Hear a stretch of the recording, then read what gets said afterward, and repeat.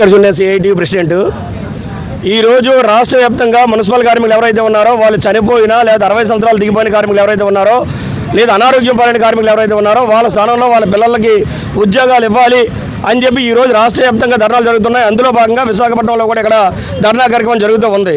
ఈరోజు మేము రాష్ట్ర ప్రభుత్వాన్ని కానీ లేకపోతే జీవీఎంసీని కానీ ఒకటే అడుగుతున్నాం, ఏదైనా విపత్తులు జరిగినప్పుడు కానీ ఈరోజు విశాఖపట్నంలో ఉన్న ప్రజలందరి యొక్క మలమూత్రాలు కానీ ఎత్తేది పారిశుద్ధ్య కార్మికులు.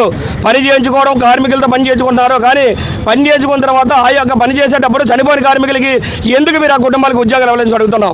ఈరోజు 60 సంవత్సరాలు వచ్చిన వెంటనే ఎవరికి తెలియకముందే ఒక లెటర్ ఇచ్చేసి 60 సంవత్సరాలు వచ్చింది కాబట్టి మీరు అందరూ కూడా ఇంటికి పండి అని చెప్తున్నారు. కాబట్టి 10-20 సంవత్సరాల నుంచి పనిచేస్తున్న కార్మికుల్ని ఎలా మీరు ఇంటికి పంపించేస్తారని చెప్పి అడుగుతున్నాం.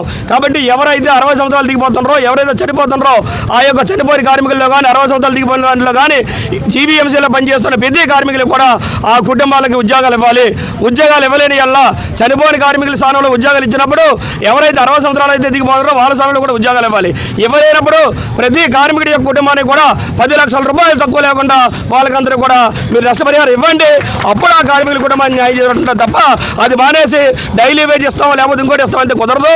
ఇప్పటికే మనకి జీవీఎంసీలో డైలీ వేజ్ కింద 1000-2000 మందిని ఆల్రెడీ కార్మికుల్ని జీవీఎంసీ పనులు తీసుకుంటుంది.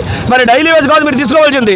ఈ యొక్క కార్మికుల కుటుంబాలకు అందరూ కూడా ఉద్యోగాలు ఇచ్చింటే డైలీ వేజ్ కూడా మనం తీసుకోవాల్సిన అవసరం లేదు. ఇంకా మనకి అవసరం అనుకుంటే అప్పుడు మీరు డైలీ వేజ్ తీసుకోవాలి. కానీ ఇప్పటికే చనిపోయినా కానీ 60 సంవత్సరాలైనా కానీ అనారోగ్యమైనా కానీ ఆ యొక్క కుటుంబంలో ఆ పిల్లలకి ఉద్యోగాలు ఇవ్వాలి, కుటుంబ సభ్యులకు ఉద్యోగాలు ఇవ్వాలి. లేని వాళ్ళు మాత్రం రాష్ట్ర వ్యాప్తంగా కూడా మరో సమ్మె కూడా సిద్ధమవుతాం. అంతవరకు కూడా తెచ్చుకోకూడదని చెప్పని ప్రభుత్వాన్ని తెలియజేస్తూ ఉన్నాం.